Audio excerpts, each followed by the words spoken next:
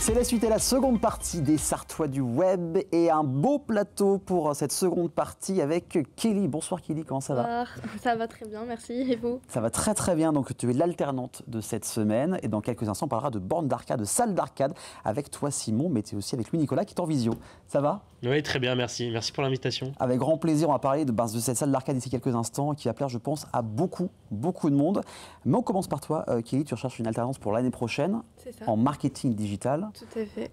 Juste avant de parler de cette recherche et de ton expérience actuelle, c'est quoi ton parcours pour en arriver à cette recherche de marketing digital aujourd'hui? Moi, du coup, j'ai fait un bac STMG. Oui. Et après, j'ai fait un BTS NDRC au lycée Sud. D'accord, c'est commerce, c'est que c'est négociation, digitalisation de la relation client. D'accord. Et après, j'ai fait une année, j'ai voulu aller à Rennes pour faire de la communication événementielle. J'ai pas trouvé d'alternance, donc je suis revenue au Mans. D'accord. Et là, cette année, je suis en communication événementielle à CSACOM. Et donc, pour l'année prochaine, c'est marketing digital à Forum. Donc tu es en ce moment en alternance avec les amis du Studio Pollux qui sont venus il n'y a pas si longtemps que ça. Comment ça s'est passé cette année avec EEL? Et ça s'est très bien passé. Ouais. J'ai du coup lancé le site internet, les réseaux sociaux, la fiche Google. Il n'y avait pas grand chose. En fait. Donc challenge, c'est ça, génial. Tout à fait. J'ai tout lancé.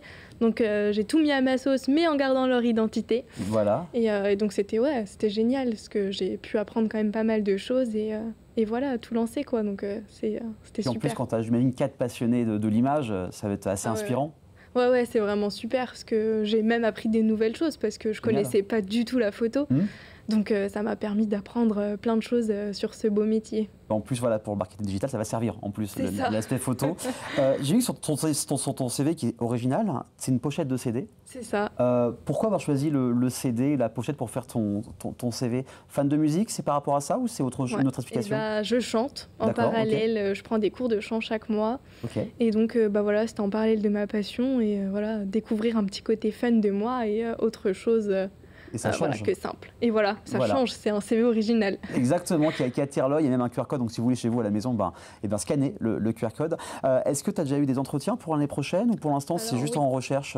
Oui, j'en ai eu 2. D'accord. Et puis là, j'en ai encore 3 autres. Donc c'est génial. J'espère que ça va porter ses fruits et avoir une bonne alternance pour l'année prochaine. Est-ce qu'il y a une entreprise ou un domaine où tu aimerais aller si tu avais le choix, ou tu es assez ouverte à plein de domaines différents? Je suis ouverte, mais mon domaine de prédilection, ce serait la culture, du coup. Oui. Tout ce qui touche à la musique, le théâtre, tout ça, ce serait vraiment un domaine génial pour moi. Ce serait vraiment le top. Voilà, c'est ça. Donc voilà, si vous nous écoutez, vous nous regardez, n'hésitez pas, voilà. Et en plus, ça fait un portfolio que nous a envoyé jusqu'à septembre pour l'alternance. Ouais, donc encore quelques mois, mais il y a un peu d'avance encore. Donc déjà, il y a eu des entretiens, c'est déjà bon signe. Oui, c'est ça. Tu as les réponses quand, logiquement? Ça dépend, je peux en avoir la semaine prochaine comme 2 semaines après, puisque j'en ai encore la semaine prochaine, donc ça dépend des ou peut-être encore d'autres entretiens par la suite si vous nous regardez, voilà. Que vous voulez la contacter par mail, ça s'affiche directement au-dessus de l'écran, et puis aussi sur le lien YouTube qui sera disponible dès le samedi en lien cliquable pour contacter Kelly. On va finir par des questions assez simples, qui sortent un peu du lot. Si tu avais un super pouvoir, ce serait lequel et pourquoi celui-là? La téléportation. Ça revient souvent, pratique. Pourquoi? C'est pratique, oui, voilà. Parce qu'on va partout où on veut et plus vite. On gagne du temps, ça c'est clair. C'est génial. Évidemment. Si tu devais te résumer en quelques mots-clés, 3-4 mots-clés, ce seraient lesquels? Je suis très curieuse, je suis créative et puis je suis joyeuse. Bon, c'est bien, très bien. Donc tu as dit que tu aimes beaucoup la musique, que tu prends des cours de chant, tu chantes. Si tu avais le choix de partager la scène avec un artiste ou un groupe, ce serait laquelle ou lesquels? Alors il y en a plusieurs, ouais, je m'en doute, mais ce serait, je pense, Slimane. J'ai été à son concert et c'était vraiment extraordinaire, c'était génial. Et puis j'aime bien comment il écrit ses textes et puis ses musiques, donc je pense que ce serait plus Slimane. Bon Slimane, on va le taguer sur les réseaux. Ouais, on sait jamais, peut-être qu'un jour au passage de Mans, un duo, ce serait cool. Si tu étais un personnage imaginaire, ça peut être à la fois de la littérature, du cinéma, du jeu vidéo, n'importe qui. Peut-être une fée, parce que comme ça je pourrais exaucer certains vœux que j'aimerais, même des enfants qui sont malades ou etc. Ce serait cool. Donc une fée, très bien. Et pour finir, quelles sont les valeurs qui te tiennent à cœur quand tu es dans une entreprise? Le respect, oui. La confiance et puis l'autonomie et puis l'accompagnement. Ok, très bien. Tout est bien résumé. En tout cas, merci d'être venu, d'avoir accepté l'invitation. Merci beaucoup à vous de m'avoir invité. Avec grand plaisir. Tu restes avec moi. On va parler de bornes d'arcade, de jeux vidéo. Super. Retour dans les années 70, 80, 90. Fan de Stranger Things, vous allez aussi aimer. On fait un tour de nostalgie avec eh bien, une salle Gamejoy qui va ouvrir logiquement fin juin, début juillet. Si je dis pas de fin bêtises. Juin, on l'espère, oui, tout à fait. On est encore en phase de travaux, mais fin juin, si tout se passe bien. Ça avance tranquillement. Donc Simon, toi, tu es le gérant, le directeur du lieu, c'est ça? C'est ça, tout à fait. Et il y a Louis-Nicolas qui est en visio, qui est eh bien, la tête pensante de ce lieu. Comment ça va, Louis-Nicolas? Bonjour Aurélien, ça va. Donc on va parler de cette salle d'arcade. C'est vrai que quand on a parlé, on m'a mis en contact, et ben je fais mais c'est génial, une salle d'arcade, on revient en nostalgie. Alors Louis-Nicolas, quelle a été l'envie de faire ça au Mans et surtout l'envie de créer une salle d'arcade avec aussi des raretés qu'on va avoir au Mans? Alors écoute, donc ça fait à peu près une dizaine d'années que je travaille dans le monde des startups et j'avais vraiment envie d'entreprendre à mon tour. Et donc, tu vois, à partir de l'été dernier, j'ai commencé à regarder les opportunités. J'ai parlé avec beaucoup de monde, j'ai regardé des activités assez variées et je suis persuadé que dans les loisirs, il y a une place à prendre. Si tu regardes les concepts des dernières années, les escape games, ça a cartonné. Il y a la VR qui se développe pas mal depuis quelques temps. Il y a même des barres à ball trap, le paddle qui se développe, etc. Et quand tu regardes à l'étranger, l'arcade ressurgit beaucoup. Et en France, il y a un gros centre qui s'appelle la Tête dans les nuages, qui se développe plutôt dans les grands centres commerciaux. Et donc voilà, moi j'ai envie de viser les villes de taille moyenne. On commence avec un premier site au Mans cette année, donc comme le disait Simon, à partir de fin juin.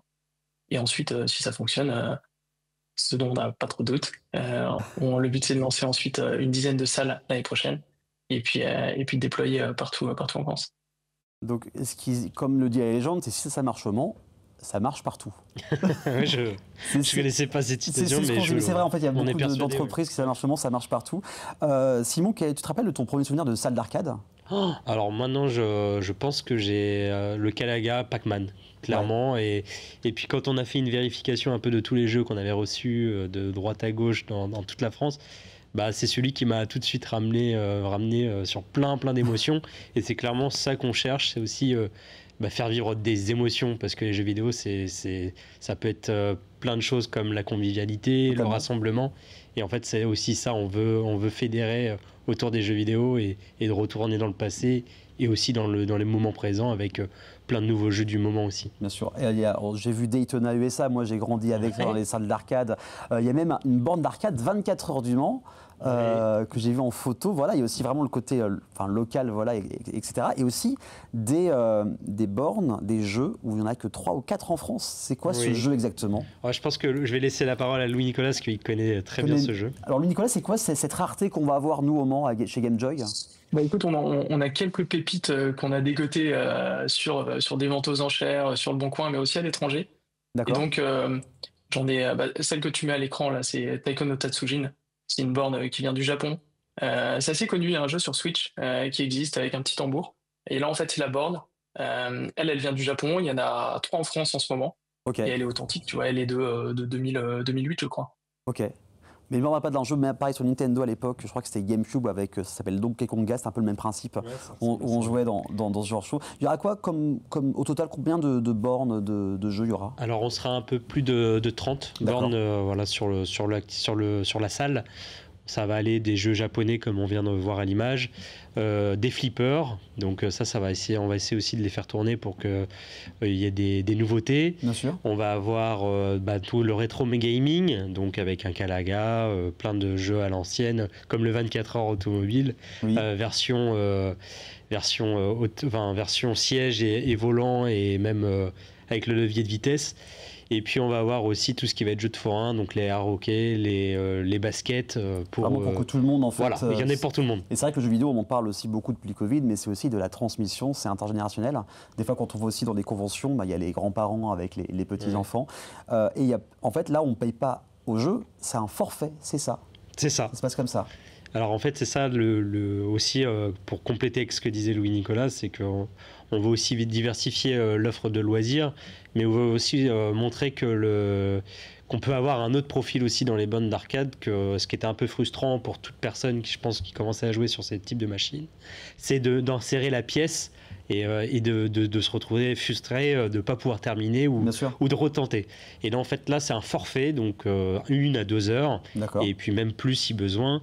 Et voilà, on joue en illimité pendant un temps défini. On sera sous quoi? Sous forme de badge? Sous forme, c'est un bracelet, en fait, quand on va arriver, on arrive dans la salle, il y a un timing qui se lance et il y a le bracelet pour 1 à 2 heures en fonction de ce qu'on souhaite faire. D'accord. Voilà. Il y aura aussi un espace boisson-bar, c'est ça aussi? C'est aussi le côté convivial de la salle. Bah oui, on se voyait forcément fédéré autour de la salle, mais il faut absolument un espace d'attente, de calme, parce que ça va être aussi vitré pour les parents qui viennent accompagner. Bien sûr. Donc ça, c'est important de le signaler.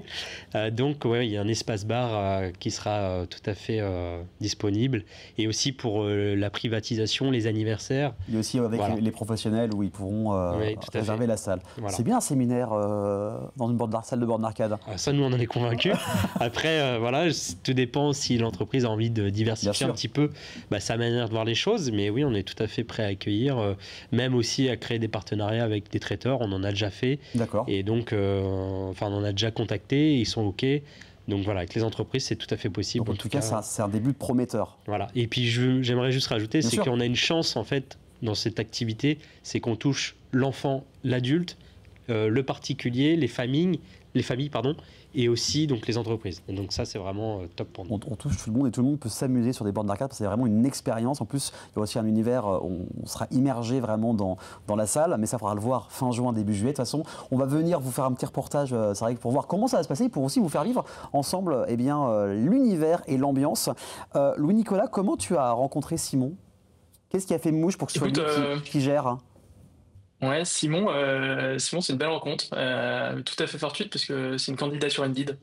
Et donc, tu vois, on a échangé très rapidement. Je pense que des deux côtés, on avait envie de travailler ensemble. Et donc, ravi de commencer l'aventure avec lui et lui confier le site du Mans. Quand on se dit qu'il y a tout à faire, il y a un gros challenge. En plus, quand on parle de divertissement, comment on sent là, à un mois de l'ouverture à peu près? En fait, on est impatient. En fait, on a juste envie de passer la phase des travaux, parce qu'avant la phase des travaux, il y avait toute la partie administrative que surtout Louis-Nicolas a piloté, parce que moi, je l'ai accompagné sur la fin, sur 2-3 sujets. Mais là, on est surtout impatient en fait, de vivre l'instant présent, tout simplement. C'est vraiment l'ouverture, quoi. Ouais. là, on sent que ça avance. Là, on est juste dépendant maintenant des hommes et des femmes qui vont travailler sur la salle pendant les différentes semaines qui vont arriver.